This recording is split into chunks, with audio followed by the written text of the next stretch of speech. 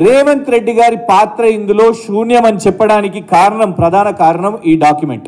గతంలో రేవంత్ రెడ్డి గారు ఎంపీగా ఉన్నప్పుడు మరి కేసీఆర్ గారి ప్రభుత్వం మేము ప్రతిపాదనలు కేంద్రానికి పంపిస్తే దీని మీద మొత్తం ఇంత ఎక్సర్సైజ్ చేస్తే ఇన్ని భూములను మేము ఐడెంటిఫై చేస్తే కేంద్ర ప్రభుత్వం కేంద్ర రక్షణ శాఖ పూణే కంటోన్మెంట్ బోర్డుకు లేఖ రాసింది. Pune cantonment board Secunderabad cantonment బోర్డుకు కేసీఆర్ గారి ప్రతిపాదనలను పంపి మీరు తీర్మానం చేసి పంపాలని ఒక ప్రత్యేక కంటోన్మెంట్ బోర్డు సమావేశాన్ని ఏర్పాటు చేశారు కేవలం ఈ రక్షణ స్థలాల విషయం మీదనే.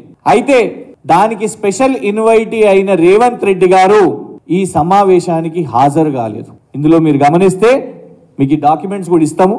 Special invitee Shri A. Revanth Reddy, Honorable Member of Parliament, has not attended the meeting.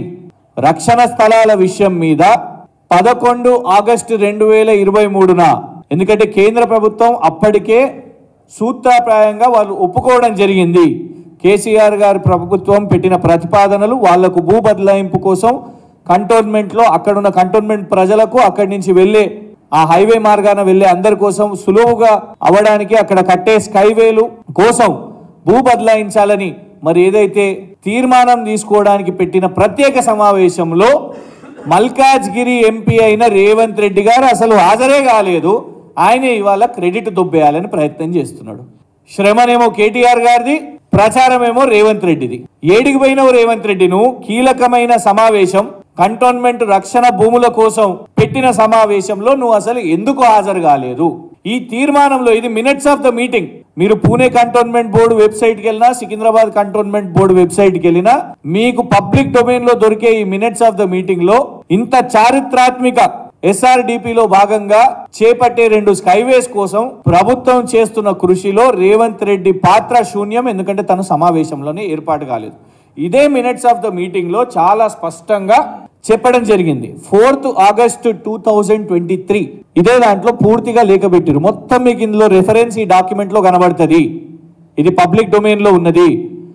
4 August 2023న Pune cantonment board వాళ్ళు అక్కడికి వెళ్ళి వాళ్ళ డిఫెన్స్ ఎస్టేట్స్ వాళ్ళు సికింద్రాబాద్ కంటోన్మెంట్ బోర్డుకు రాసి కేసీఆర్ గారి ప్రభుత్వం ఈ పలానా భూములు ఉన్నాయి ఇవి అడుగుతున్నారు అని ఇందులో చాలా స్పష్టంగా ఏ భూములు అనేది కూడా ఇందులో ఎంత ఏరియా అని కూడా ఇందులో మెన్షన్ చేయడం ఉంది. B1, B2, B4 lands, C lands, B2 gifted to Secunderabad cantonment board lands ఇవన్నిటిని కూడా ఇందులో మెన్షన్ చేయడం జరిగింది. డేట్లతో సహా ఇందులో ఉన్నాయి. కేవలం ఇది ఒకటే కాదు, SRDPలో భాగంగా రసూల్పురాలో ఫ్లైఓవర్ వేయడానికి అక్కడ ఒక కొంత ఏరియా కేంద్ర ప్రభుత్వం యొక్క భూమి ఉన్నది అని అంటే మరి అప్పటి రాష్ట్ర ప్రభుత్వం కిషన్ రెడ్డి గారికి మేము లేఖలు రాసినాం. ఇందులో మీకు చాలా స్పష్టంగా ఇది డాక్యుమెంట్. ఇది మరి ఆ రసూల్పురా ఫ్లైఓవర్ కోసం కూడా ఆ భూములు ఇప్పటి వరకు వాళ్ళు ఇయ్యలేదు. ఇంత మేము కొట్లాడి ఇన్నిసార్లు రక్షణ శాఖ మంత్రులను, ఎందుకంటే రక్షణ శాఖ మంత్రులు ట్విట్టర్లో దొరకరు, వాళ్ళు ఢిల్లీలో ఉంటారు. ఇక్కడి నుంచి తెలంగాణ నుంచి కేటీఆర్ గారు పదే రక్షణ శాఖ మంత్రుల దగ్గరికి పోయి ఇవాళ సాధించిన దాన్ని ఇవాళ రేవంత్ రెడ్డి ప్రచారం చేస్తున్నాడు. ప్రచారం చేయడమే కాదు,